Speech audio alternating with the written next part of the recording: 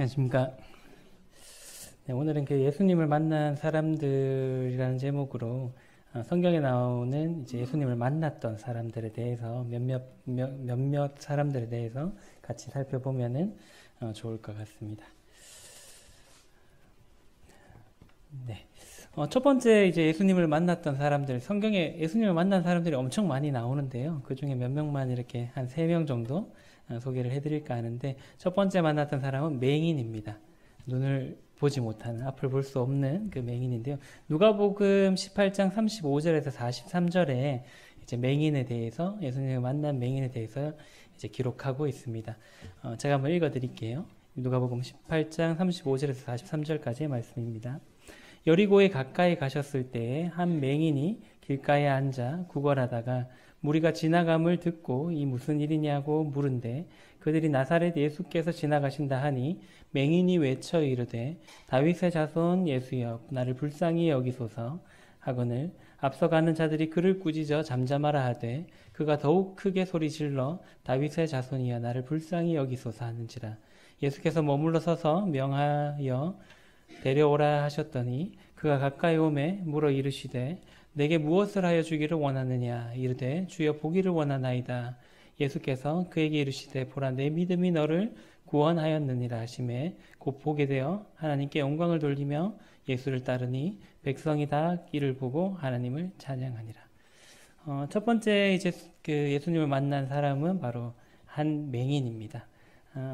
이제 예수님께서 여리고에 이렇게 가까이 가셨을 때 예수님이 이제 지나간다. 왜 막 소란스럽잖아요. 이제 인기 있는, 지금으로 따지면 아이돌 스타 같은 어떤 연예인이 한 명 지나가면 뭔지 모르지만 누가 지나가는지는 모르지만 막 무리들이 모여가지고 시끌벅적하고 막 사진 찍고 막 그럴 장면과 아마 비슷한 것 같습니다. 그때 당시에 이제 사람들도 고쳐주고 막 인기가 이렇게 점점점 올라가고 있었던 예수님이었기 때문에 예수님이 지나가셨을 때 이제 막 소란스러웠고 맹인은 이제 볼 수가 없었기 때문에 왜 이렇게 시끄럽지? 궁금했을 겁니다. 그래서 이제 옆에 있는 사람한테 무슨 일이냐라고 이렇게 물어보니까 예수님께서 지나가고 계신다라는 얘기를 듣고 이제 예수님이 어디 계신지는 모르겠지만은 일단 자기가 낼 수 있는 최대의 목소리로 자신을 불쌍히 여겨달라고 막 이렇게 소리를 치게 됩니다. 그 주변에 있었던 사람들 아마 제자들도 포함됐던 것 같은데요. 보통 이제 그렇게 막 소란스럽게 하면 잠잠하게 이렇게 조용시키잖아요. 그래서 아마 그랬던 것 같은데 사람들이 이제 조용해라 라고 이제 꾸짖었는데 맹인은 어떻게 했나요? 더 소리 질렀습니다.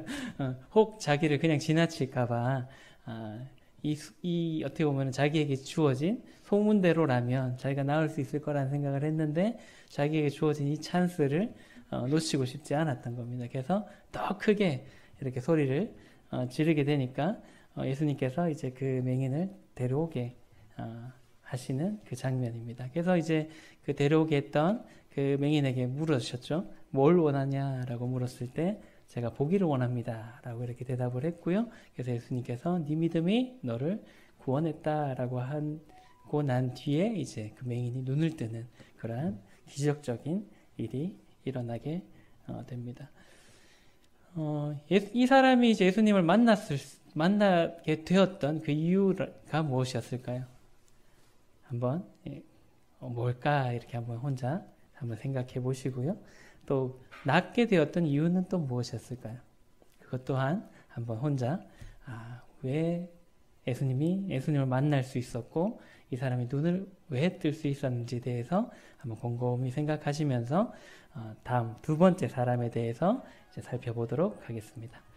두 번째 사람은 마가복음 2장 1절에서 5절에 나온 말씀에 기록되어 있는 사람인데요. 바로 한 중풍병자에 대한 이야기입니다. 제가 마가복음 2장 1절에서 5절까지의 말씀 읽어드리도록 하겠습니다.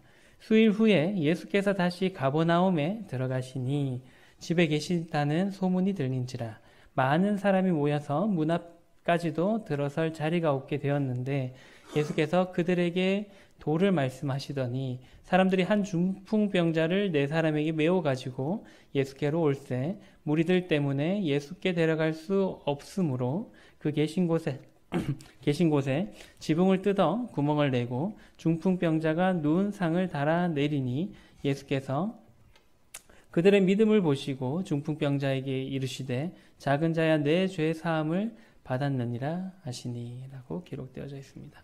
두 번째로 이제 나오는 인물은 중풍병자입니다. 예수님께서 가버나움에 오셨다라는 이제 소문이 들렸고요. 근데 이 중풍병자는 혼자서는 그 예수님을 만나러 갈 수는 없는 그런 사람이었습니다. 그래서 이제 성경에 기록되기로는 4명이 이렇게 매가지고 예수님한테 이렇게 데려갔습니다.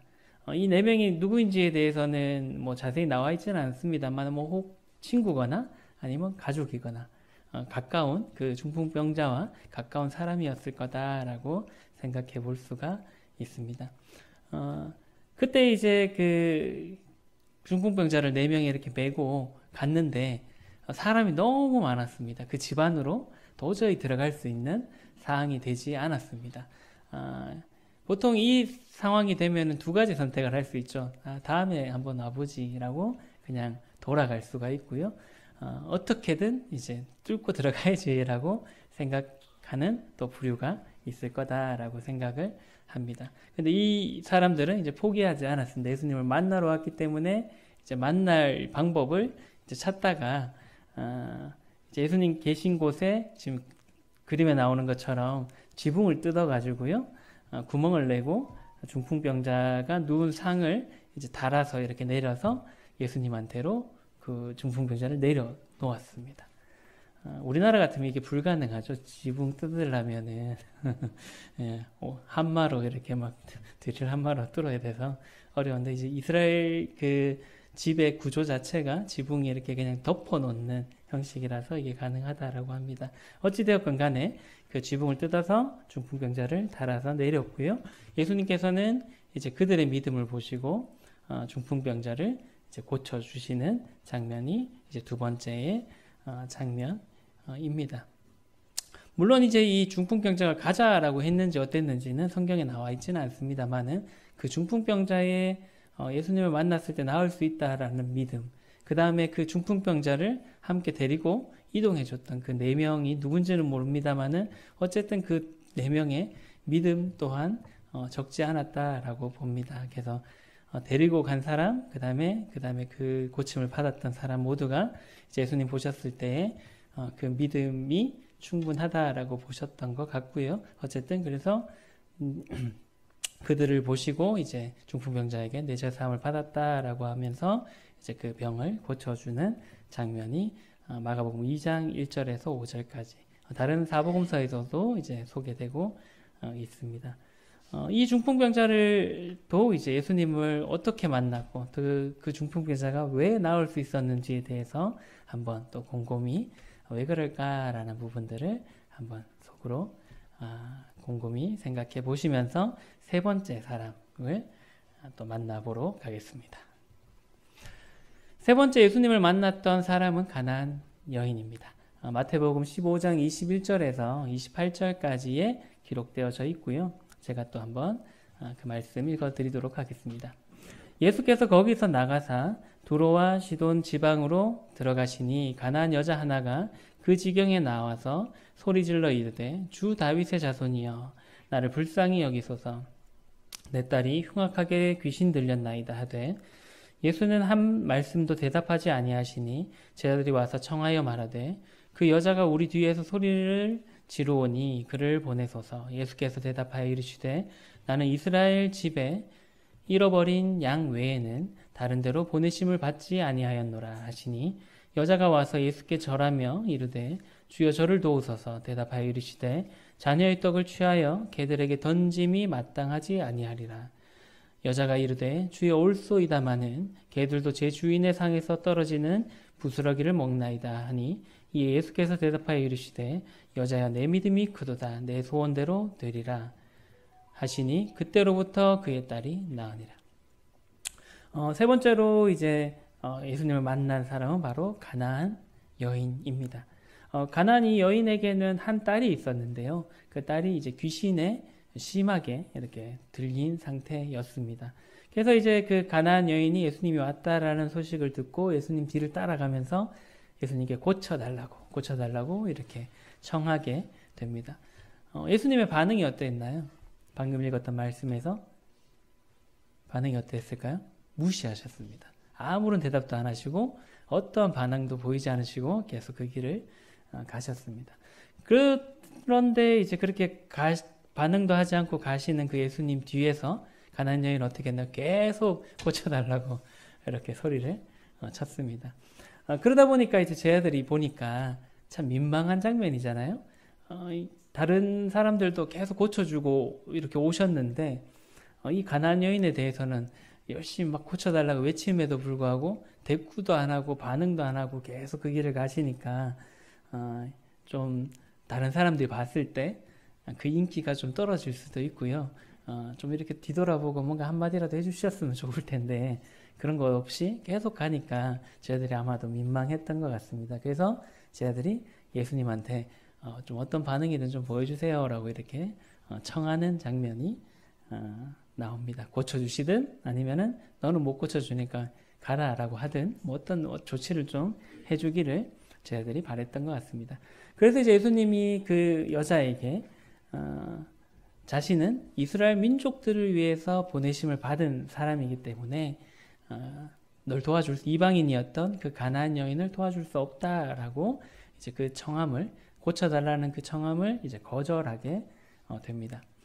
그래도 이제 이 여인이 포기하지 않고 계속해서 예수님께 자기 딸을 고쳐주기를 열심히 청했습니다. 그런데 예수님 어떤 반응을 보이셨나요?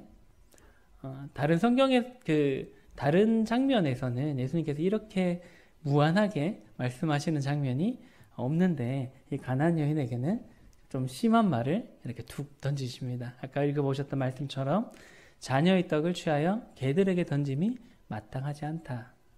그래서 널 고쳐줄 수 없다라고 이제 말을 했던 것입니다. 자녀의 떡은 뭔가요? 이스라엘을 위해서 보내셨다는 그 말과 일맥상통한 나는 이스라엘 백성들을 위해서 보냄을 받았기 때문에 개들이 누군가요? 이방인 되는 개 같은 너희들한테는 이러한 고침과 복음을 전해줄 수 없다라고 얘기를 했던 겁니다. 그래서 결국에는 여인을 어떤 취급을 했나요? 개 취급을 했던 것입니다. 당시 유대인들의 그 이방인들에 대한 태도와 그런 반응들이 거의 이랬다라는 것입니다. 이방인들은 거의 뭐 짐승 취급하는 그러한 분위기였는데 예수님께서 동일한 그 유대인의 그런 입장에서 말씀을 하셨던 것입니다. 이쯤 되면은 우리는 어떻게 할까요? 막 욕하면서 그냥 가야죠. 에이 더러워서 이렇게 하는 게 보통 사람들의 마음인데요. 이 여인은 그렇지 않았습니다. 그런 말을 들었음에도 불구하고 이제 떠나갈 만도 했는데 예수님의 말씀에 화를 내지 않았습니다. 오히려 이제 그 예수님의 말을 동의를 하죠. 동의를 하면서 다시 한 번 더 예수님께 간절하게 청하는 장면이 나옵니다. 어떻게 얘기했나요? 개들도 주인의 상에서 떨어지는 부스러기를 먹나이다 라고 하면서 다시 한 번 더 예수님께 도움을 청하게 됩니다. 그래서 결국 예수님께서 이 가나안 여인의 믿음을 칭찬하시죠. 이렇게까지 나에게 믿음을 가지고 구한 것에 대해서 칭찬하시면서 그녀의 딸이 낫도록 해주시는 장면이 이 마태복음 15장 21절에서 28절에 기록된 이 말씀의 내용입니다. 이 여인이 예수님을 만나고 또 그녀의 딸이 나을 수 있었던 이유는 또 무엇이었을까요? 우리가 이 방금 살펴봤던 예수님을 만났던 이 세 사람의 공통점에 대해서 한번 생각을 해보면 좋을 것 같다라는 좀 생각이 들었었고요. 이 세 사람의 공통점, 첫 번째는 뭔가요?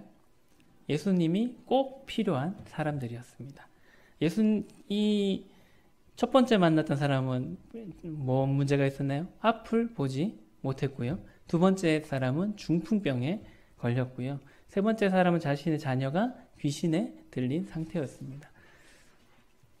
이들 스스로가 이 문제를 해결하기 위해서 노력을 했을까요? 안 했을까요? 했을 거라고 생각을 합니다. 이제 병에 걸리게 되면 이제 중한 병이에요. 누가 이렇게 일반적으로 그냥 병원 가서 약 먹고 나을 수 있는 그런 병 말고 이제 정말 위중한 병에 걸리게 되면 우리가 얼토당토 안 한 얘기를 듣습니다. 돈을 많이 쓰면서요. 이거 먹으면 좋다더라 하면 그거 막 먹고요. 이거 비싸지만 이거 먹어봐라 라고 하면 또 그것도 먹어보고요. 뭐 어떻게든 이것을 낫기 위해서 사람은 이제 노력을 합니다. 아마도 이 세 사람도 뭐 성경에 나와 있지는 않습니다만은 이 병을 낫기 위해서 많은 시간과 투자를 했을 거다라고 생각을 합니다. 뭐 용한 뭐 사람이 있다 하면 거기 가서도 한번 해보고요.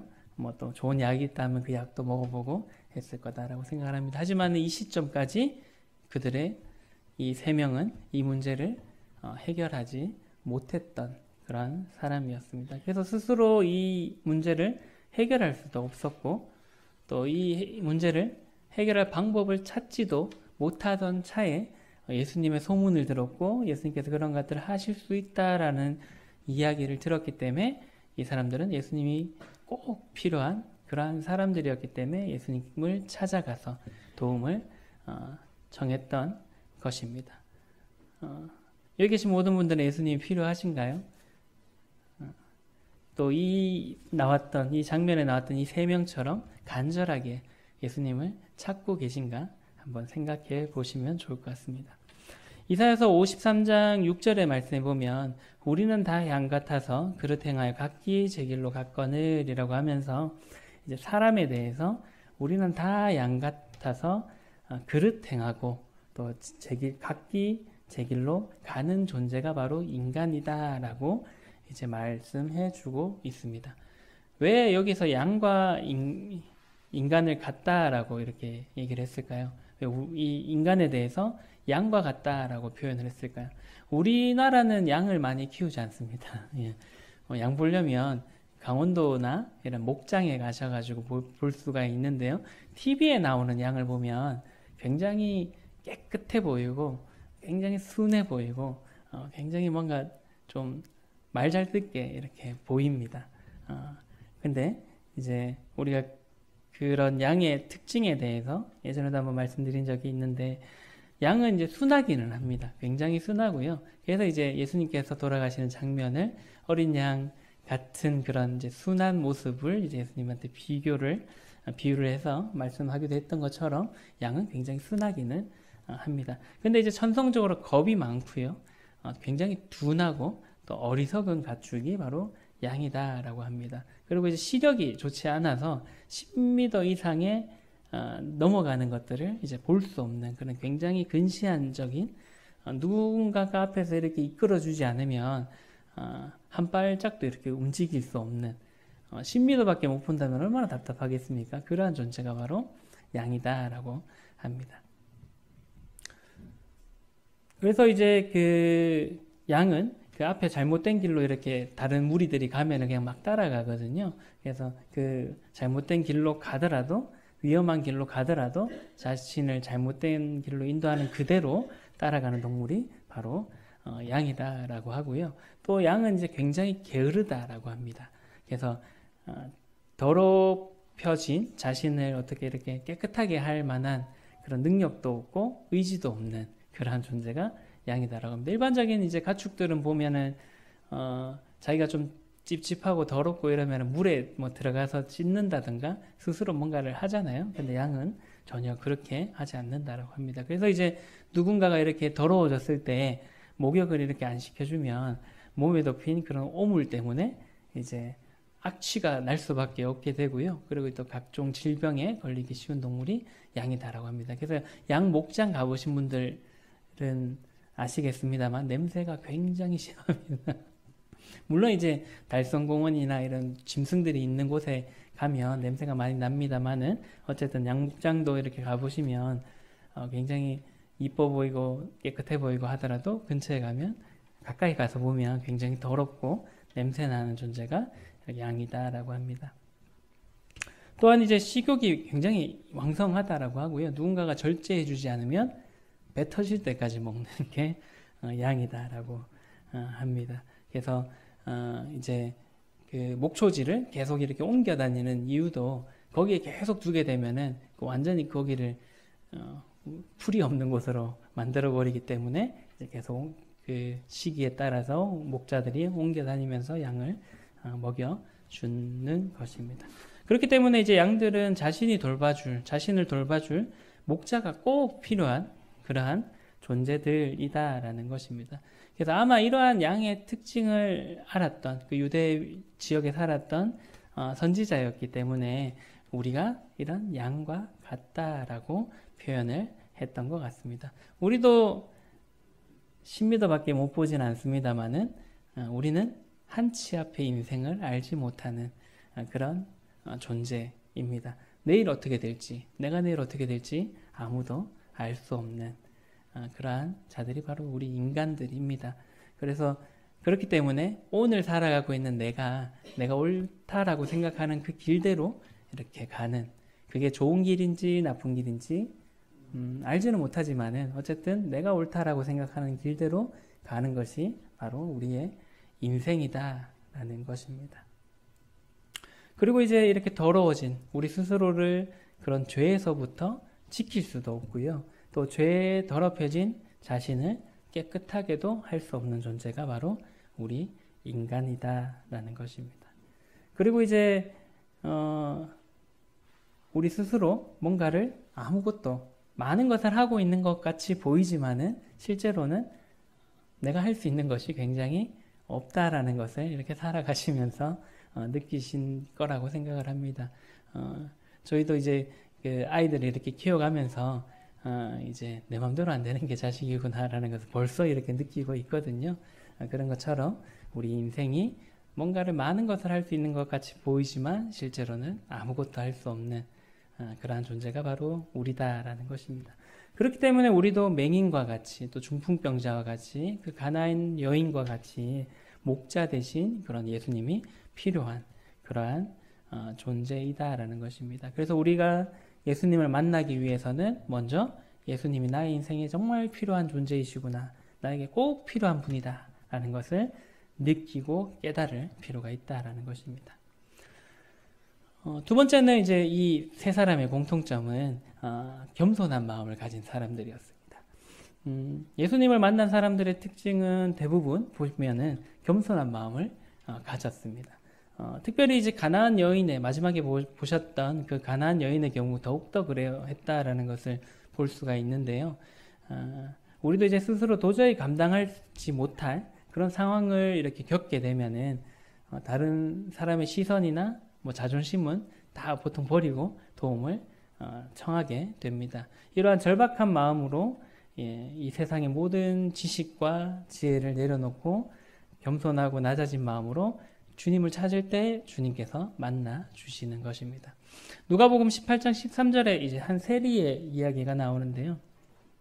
말씀 보시면 세리는 멀리 서서 감히 눈을 들어 하늘을 쳐다보지 못하고 다만 가슴을 치며 이르되 하나님이여 불쌍히 여기소서 나는 죄인이로소이다 하였느니라. 마치 이 세리와 같은 마음으로 나오는 자를 예수님께서는 받아 주신다라는 겁니다. 당대에 이제 그 세리는 유대인들의 그 세리는 우리나라로 따지면은 일본 앞잡이와 똑같은 사람들이었습니다. 그래서 예를 들어서 100원의 세금을 걷어야 되면 뭐 한 500원 정도 걷어서 400원은 자기가 하고 로마 정부에는 100원만 갖다 주는, 그래서 자기의 배를 불리는 그러한 존재였기 때문에 모든 유대인들은 이제 이 세리에 대해서 죄인으로 취급을 했고 사람 취급을 하지 않았습니다. 그래서 이 장면도 바리새인이 헌금을 내러 가는 그런 장면이죠. 그래서 자기는 막 같이 그 자리에 있을 때 저는 기도할 때 저는 저 세리와 같지 않음을 감사한다라고 교만한 마음으로 그렇게 기도를 했습니다만은 이 세리는 감히 하나님을 쳐다보지도 못하고 다만 가슴을 치면서 하나님이여 불쌍히 여기소서 나는 죄인입니다라고 얘기했던 그런 겸손한 마음을 가졌던 것입니다. 우리는 이제 스스로 구원할 수 없는 죄인이고 예수님이 여인에게 말씀하셨던 것처럼 어떻게 보면 개와 같은 그런 짐승과 같은 존재임을 우리가 깨달을 필요가 있다라는 것입니다. 그래서 이러한 세리와 같은 그런 마음을 우리가 가질 필요가 있다라는 겁니다. 우리가 할 수 있는 것이 아무것도 없다. 정말 하나님 앞에 저를 부탁한다라는 그러한 마음과 생각을 가지고 하나님께 나아갈 때 그 예수님께서 이 세 사람을 만나 주셨던 것처럼 만나 주실 것이다 라는 것입니다. 세 번째는 예수님을 간절히 찾았습니다. 이 세 명 다요.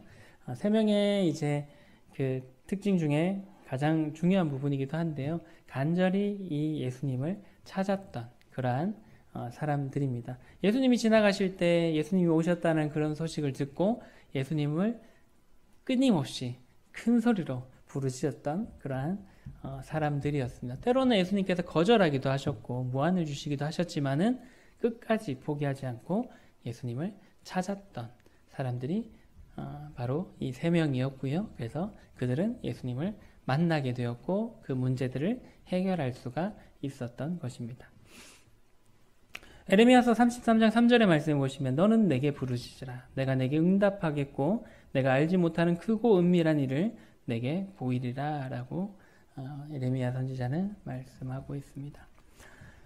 예수님은 자신을 간절히 찾고 부르짖는 사람들에게 응답하시는 그러한 분이십니다. 그리고 그러한 자들에게 크고 은밀한 그러한 일들을 보여주시는 분이십니다.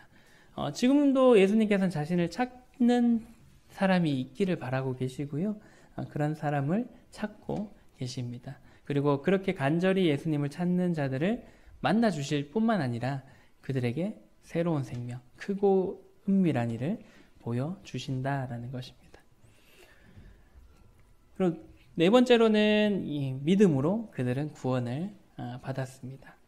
오늘 이제 예수님을 만난 사람들의 내용을 이렇게 살펴보았습니다만은 그들은 모두 뭐 자기가 잘났거나 아니면 예수님께 뭐 특별히 한 재물을 가지고 가서 이만큼 드릴 테니까 고쳐주세요라고 했던 것이 아니라 그냥 예수님께서 고쳐주시겠지라는 마음과 믿음과 그 다음에 간절한 마음으로 찾아갔을 때 그런 믿음을 보시고 예수님께서 이들을 구원해 주셨다라는 것입니다.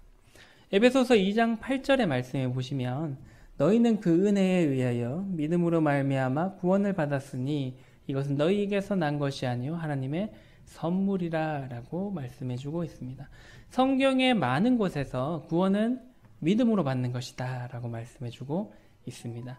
구원은 우리의 어떠함으로 받는 것이 아니라 믿음으로 받는 하나님의 선물이다 라고 성경은 분명하게 말씀해 주고 있는 것입니다. 그렇다면 믿는다라는 것은 무엇일까요? 믿는다. 믿는 것이 무엇일까요?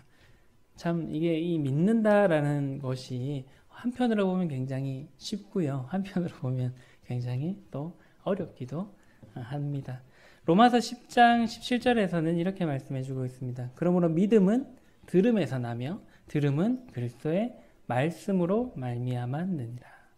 결국에는 이 믿는다, 믿음을 가질 수 있는 것은 그리스도의 말씀, 하나님의 말씀을 들음에서 가능하다라는 것을 로마서의 기자는 말씀해 주고 있는 것입니다. 여기서 이제 듣는다라는 것은 뭐 지금 이 시간에 말씀을 듣는 것도 이제 포함이 될 수 있고요. 또 성경 말씀을 이제 혼자 이렇게 읽어가는 것도 될 수 있다라고 생각합니다. 그래서 다양한 경로로 하나님의 말씀을 접하는 것이 여기서 말하는 말씀 듣는다라는 것입니다.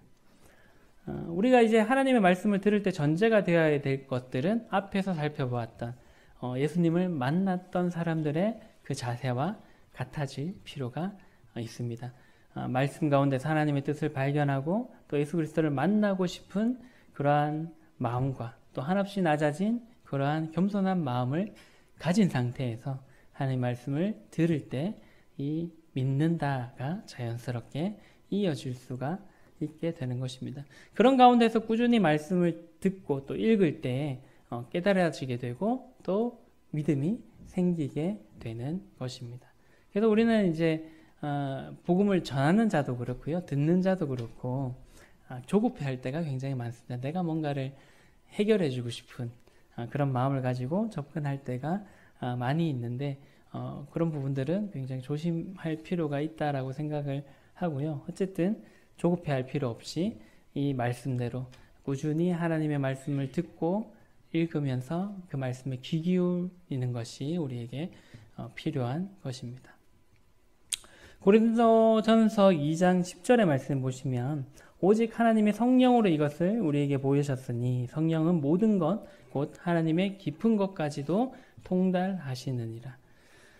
예수님께서 이제 부활을 하시고 죽으셨다가 3일 만에 부활을 하시고 이 땅을 이제 떠나실 때 하늘을 올라가실 때 성령님을 우리에게 보내주시겠다라고 약속하셨습니다. 그래서 우리와 영원토록 함께 있도록 하겠다라고 말씀해 주셨거든요. 그래서 이제 우리 속에 거하시면서 우리가 이 하나님의 말씀을 깨달을 수 있도록 그렇게 도와주고 계신 분이 바로 성령님이십니다. 여기 이제 구원받으신 분들이 대부분이신데요. 우리가 이제 구원받았을 때를 이렇게 생각을 해보면 굉장히 이제 옛날 일이라서 저도 이제 97년도에 침례를 받았고요. 초등학교 때 구원을 받아서 저도 벌써 이제 30년 전의 일이다 보니까요.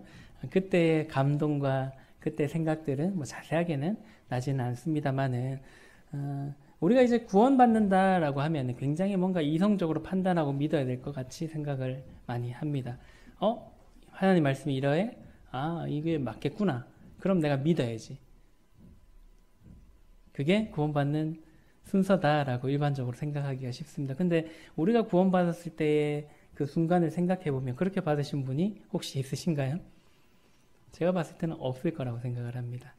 대부분은 이제 교회 나오시면서 계속 말씀을 듣고 또 뭐 여러 가지 경로를 통해서 또 말씀을 읽고 하는 가운데서 믿어야지라는 뭐 이성적인 판단으로 그렇게 결정하기보다는 어떤 말씀을 읽는 가운데 혹은 또 어떤 찬송을 부르는 가운데 또 그 가운데서 그 말씀 한 구절이 또 혹은 찬양 가사 한 소절이 내 마음에 너무 감동이 되고 너무 와닿아가지고 그게 깨달아지면서 이때까지 들었던 모든 말씀들이 그게 그랬구나. 그게 하나님의 은혜구나. 그게 하나님의 사랑이었구나 라는 것들이 자연스럽게 깨달아지면서 믿게 되는 게 일반적으로 구원받으시는 그러한 모습이 아닐까라고 생각을 하게 됩니다. 그래서 너 믿어. 그러니까 좀 믿었어요. 이렇게 돼서 마치 수학 공식처럼 뭔가 짝짝짝짝짝 짜 맞춰져서 믿은 것이 아니라 대부분은 어떠한 계속 들었던 그런 말씀들 가운데서 똑같은 말씀을 또 들었는데 오늘은 좀 그 말씀이 다르게 다가와서 이제 믿게 되는 그러한 경우들이 보통 이제 구원받는 그러한 모습들이지 않겠나라고 생각을 해보게 됩니다. 이러한 것들을 돕는 분이 바로 성령님이시다라는 것입니다. 그렇기 때문에 우리에게 주어진 구원이라는 선물이 어떻게 보면은 믿은 것조차도 우리 힘으로 되어진 것이 하나도 없다라는 것입니다. 그래서 우리가 믿었기 때문에 구원을 받았다라고 얘기를 하지만은 이 또한 우리의 힘으로 된 것이 아니고요. 하나님께서 주신 선물 중에 하나다라는 것입니다. 그래서 예수 그리스도의 보혈로 죄의 값을 다 갚아주셔서 우리를 의롭다 하시고 또 우리는 성령님의 도우심으로 이렇게 믿어지게 되는 것입니다. 그래서 우리는 구원을 위해서 우리가 한 것은 정말 하나도 없다라는 것이고요. 이 믿는 것조차도 하나님께서 도우셨기 때문에 우리가 믿을 수 있었다라는 것이죠. 그래서 하나님의 은혜이고 다 하나님의 사랑이다라는 것입니다. 그래서 이제 우리는 사도 바울의 고백처럼 구원에 대해서 우리가 자랑할 것이 하나도 없다라고 말할 수가 있게 되는 것입니다. 이 모든 것이 전적인 하나님의 은혜이고 선물이 바로 구원이다라는 것을 기억하시면 좋을 것 같습니다. 마지막으로 이제 구원을 받은 사람들은 어떻게 살아가야 될까요? 구원받은 사람은 축복의 통로가 되어야 합니다. 요한복음 4장 39절에서 42절의 말씀 보면 여기는 이제 사마리아 여인의 이야기가 나오는데요. 이제 결혼을 많이 했던 그 사마리아 여인입니다. 그래서 자신의 모든 치부를 다 꺼내시는 걸 보고 주님이시구나라는 것을 사마리아 여인이 먼저 믿게 되었고요. 그 이후의 말씀인데요. 여자의 말이 내게 행한 모든 것을 그가 내게 말하였다 증언하므로 그 동네 중에 많은 사마리아인이 예수를 믿는지라. 사마리아인들이 예수께 와서 자기들에게 함께 유하기를 청하니 거기서 이틀을 유하심에 예수의 말씀으로 말미암아 믿는 자가 더욱 많아 그 여자에게 말하되 이제 우리가 믿는 것은 내 말로 인함이 아니니 이는 우리가 친히 듣고 그가 참으로 세상의 구주신 줄 알미라 하였더라. 요한복음 4장에 이제 또 다른 예수님을 만난 사람의 이야기, 사마리아 여인의 이야기가 기록되어져 있습니다. 사마리아 여인은 예수님을 먼저 만났습니다. 먼저 만나서 이제 목마름의 문제에 대해서 이렇게 얘기들을 하게 되고요. 그래서 먼저 메시아이시구나. 구약 성경에서 말씀하시는 그 구원자가 예수님이시구나라는 것을 믿게 되고, 그래서 자기가 믿은 거를 좋아하면서 그냥 끝난 것이 아니라 자기가 살고 있는 동네로 막 뛰어가가지고 사람들이 그 예수님을 전했습니다. 그래서 이제 그 예수님을 전하자 그 가운데서 그 사마리아 여인의 말을 듣고 믿은 사람들이 또 예수님을 청해서 이틀을 유하시면서 예수님의 말씀을 직접 듣는 그러한 일들이 있게 되고요. 그래서 이제 더 많은 사람들이 예수님이 세상의 참 구주이시다라는 것을 믿고 구원을 받게 되는 놀라운 그런 역사들이 일어나게 됩니다. 그래서 이제 이 사마리아인들이 고백을 하잖아요. 처음에는 네 말 때문에 내가 믿었는데 네 말로 인해서 내가 예수님을 찾게 되고 믿게 되고 알게 되었는데 이제는 그런 게 아니다. 친히 내가 예수님의 말씀을 들었고 또 그가 들었으므로 이제 그가 참으로 세상의 구주인 줄을 내가 진짜로 알게 되어서 믿었다라는 것을 말하게 됩니다. 그래서 이러한 역사들이 일어나게 됩니다. 예수님을 믿은 사람에게는 변화가 생깁니다. 그 첫 번째는 이거라고 생각을 합니다. 예수님을 믿은 사람은 하나님의 말씀을 가까이 하게 될 수밖에 없습니다. 원래 이제 사랑하는 사람이 생기면 그 사람과 함께 하고 싶어 하고 또 그 사람의 얘기를 계속 듣고 싶어 하잖아요. 그런 것처럼 우리도 예수님을 믿게 되면 예수님을 사랑하게 되어서 그분이 어떤 말씀을 하셨는지에 대해서 좀 더 관심을 가지게 됩니다. 그리고 이제 한 발 더 나아가서 그 말씀을 사모하는 것뿐만 아니라 더 가까이 하는 것뿐만 아니라 그 말씀에 순종함으로써 하나님의 말씀대로 하나님과 그 이웃을 사랑하게 되는 그러한 사람들이 된다라는 것입니다. 그게 아마 예수님 믿고 나서 생기는 첫 번째 변화가 아닌가라고 생각을 하고요. 그리고 이제 그런 예수님을 믿게 되면 처음 만나는 다른 지역의 어떤 성도들을 만나게 돼도 이러한 교제가 원활하게 자연적으로 자연스럽게 되어지게 됩니다. 이것 또한 성령님의 도우심으로 그렇게 가능하게 되고요. 구원받았다라는 그 하나만으로 정말 막 가족보다도 더 친밀한 관계가 될 수 있는 것이 바로 그리스도인이다, 구원받은 사람이다라고 생각이 되어집니다. 그리고 이제 구원받은 성도들은 다른 사람에게 이 사마리아 여인처럼 이 복음의 말씀, 사랑의 말씀을 전하고 또 영혼을 사랑하는 그러한 마음들이 생긴다라는 것입니다. 그래서 구원받은 사람들의 그러한 특징들은 구원을 받게 되면 자연스럽게 또 그러한 변화가 갑자기 확 일어날 수도 있고요. 조금씩 일어날 수도 있습니다만은 그러한 변화가 서서히 일어나게 된다라는 것입니다. 고린도후서 2장 15절의 말씀에 보시면 우리는 구원받은 자들에게나 망하는 자들에게나 하나님 앞에서 그리스도의 향기니라고 이제 기록을 하고 있습니다. 예전에 이제 저희 교회가 대명동에 있을 때요.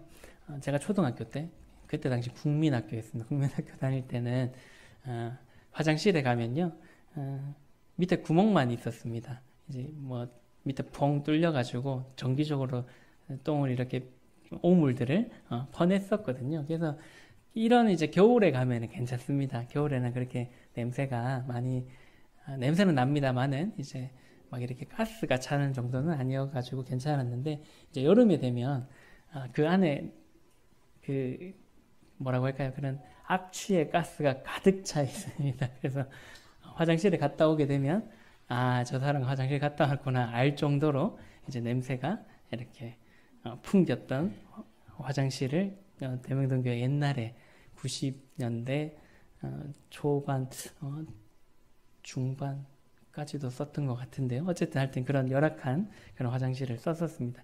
뭐 꼭 저희 교회뿐만 아니라 저희 시골만 가더라도 외갓집 저희 외할머니 댁만 가더라도 나무 판자 2개 이렇게 놓여져 있었고요. 그 위에 이제 쪼그려 앉아서 소변을 놓든 대변을 놓든 이렇게 했어야 되는 그런 곳에 우리가 살았었잖아요. 얼마 전만 해도요.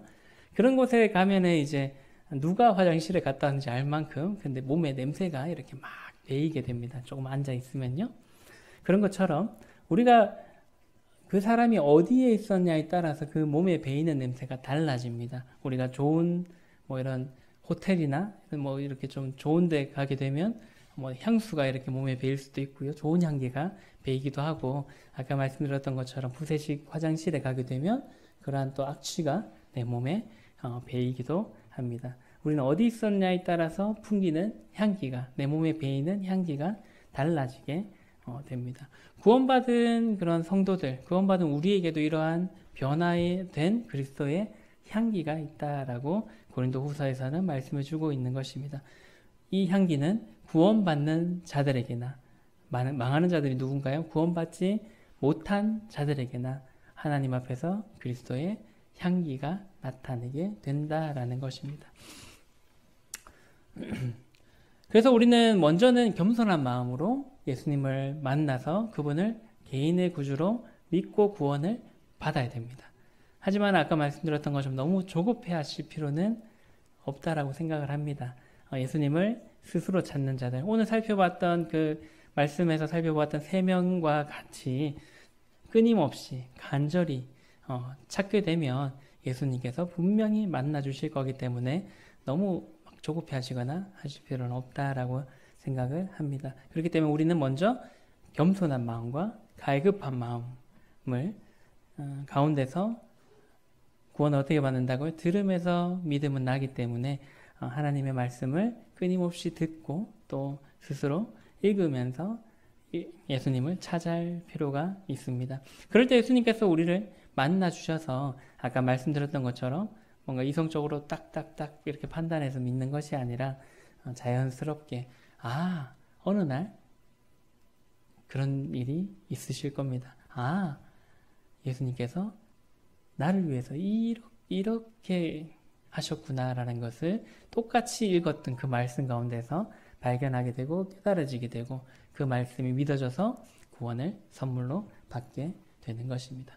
그리고 이제 그 구원받은 후에 우리는 이제 축복의 통로가 되어서 나를 통해 주님의 복이 이렇게 흘러가도록 하시어 주시고요. 또 나의 삶에서 이제 그리스도의 향기가 막 이렇게 나타나서 많은 사람들이 나를 통해서 주님을 알게 되고 믿게 되는 그러한 역할을 하게 되는 것입니다. 우리 모두가 그렇게 되기를 바랍니다.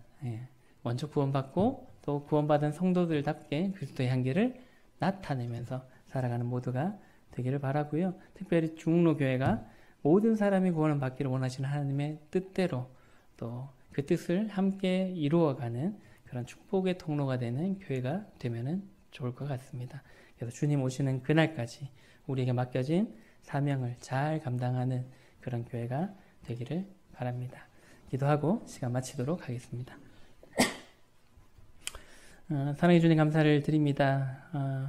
정말 개와 같은 정말 짐승과 같은 참 하나님을 모르고 살았던 저희들을 만나 주시고 저희들을 구원해 주심에 감사를 드립니다. 저희들이 참 겸손한 마음으로 늘 주님께 나아갈 수 있도록 하여 주시고 또 주님을 간절히 찾는 마음으로 늘 주님과 함께 할 수 있는 저희들을 되게 하여 주시길 원합니다. 또 구원받은 성도님들은 또 하나님의 축복의 통로가 되는 그리스도의 향기를 나타내는 삶을 살게 하여 주시고 이 중흥로 교회가 그러한 일에 참 하나님께서 맡기신 그 사명을 잘 감당하는 교회가 될 수 있도록 또한 인도하여 주시기를 간절히 원합니다. 일주일에 돌아오는 삶 가운데서도 참 저희가 주님과 가까이 하며 주님을 바라보는 한 주가 되게 하여 주시고 그 가운데서 또 주님의 말씀에 순종해서 그리스도의 향기를 나타내는 그런 삶을 사는 일주일이 또 삶이 될 수 있도록 인도하여 주시고 축복하여 주시기를 간절히 원합니다. 이 시간 함께 하심을 감사를 드리며 예수님 이름으로 기도드렸습니다. 아멘.